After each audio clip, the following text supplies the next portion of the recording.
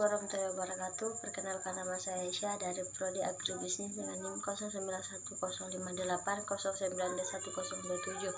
Mata kuliah Ekonomi Pertanian, materi masalah pangan dan gizi. Pangan adalah hak asasi manusia. Orientasi dalam mengonsumsi pangan telah bergeser dari pemerintah pada komunitas menjadi perhatian pada nutrisi suatu gizi.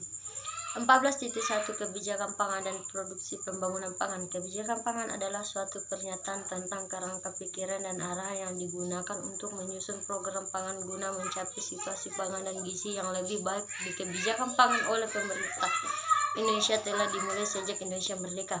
Tujuan utama pembangunan pangan antara lain: 1. Tersedianya pangan yang memenuhi persyaratan keamanan, mutu, dan gizi baik kepentingan kesehatan manusia. 2. Terciptanya perdagangan yang jujur dan bertanggung jawab, serta 3. Terwujudnya tingkat kecukupan pangan dengan harga yang wajar dan terjangkau sesuai dengan kebutuhan masyarakat. Di bidang pangan, Indonesia masih menghadapi masalah tingkat ketergantungan pangan masyarakat pada beras dan rentangnya ketahanan pangan di tingkat rumah tangga. 14.2 Ketahanan pangan. Ketahanan pangan bagi suatu negara merupakan hal yang sangat penting, terutama bagi negara yang punya jumlah penduduk yang sangat banyak seperti Indonesia. FAO 1997 mendefinisikan ketahanan pangan sebagai situs di mana semua rumah tangga mempunyai akses baik secara fisik maupun ekonomi untuk memperoleh pangan, baik seluruh anggota keluarga dan rumah tangga tidak berisiko untuk mengalami kehilangan kedua akses tersebut. Ini berarti konsumsi terhadap pangan mencakup ketersediaan yang memadai, stabilitas, dan akses terhadap pangan utama.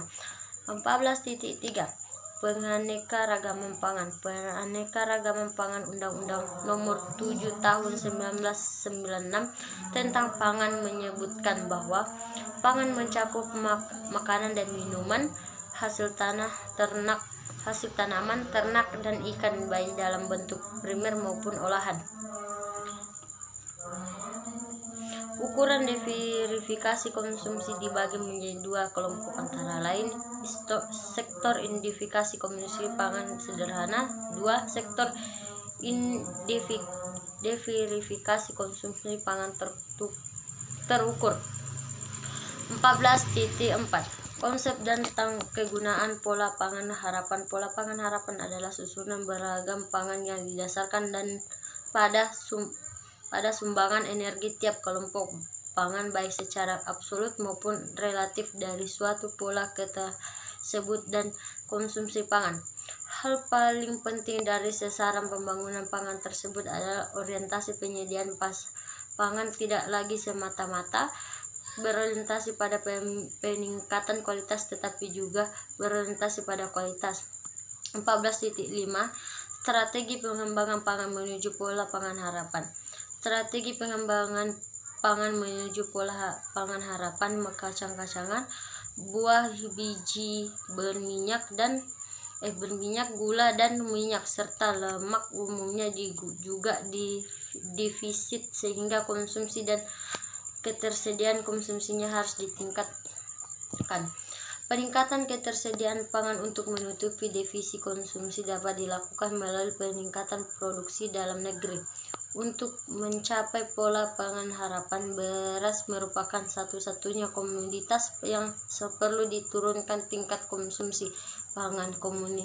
Konsumsi aktual beras saat ini telah memenuhi harapan. Sekian dari saya, terima kasih. Assalamualaikum warahmatullahi wabarakatuh.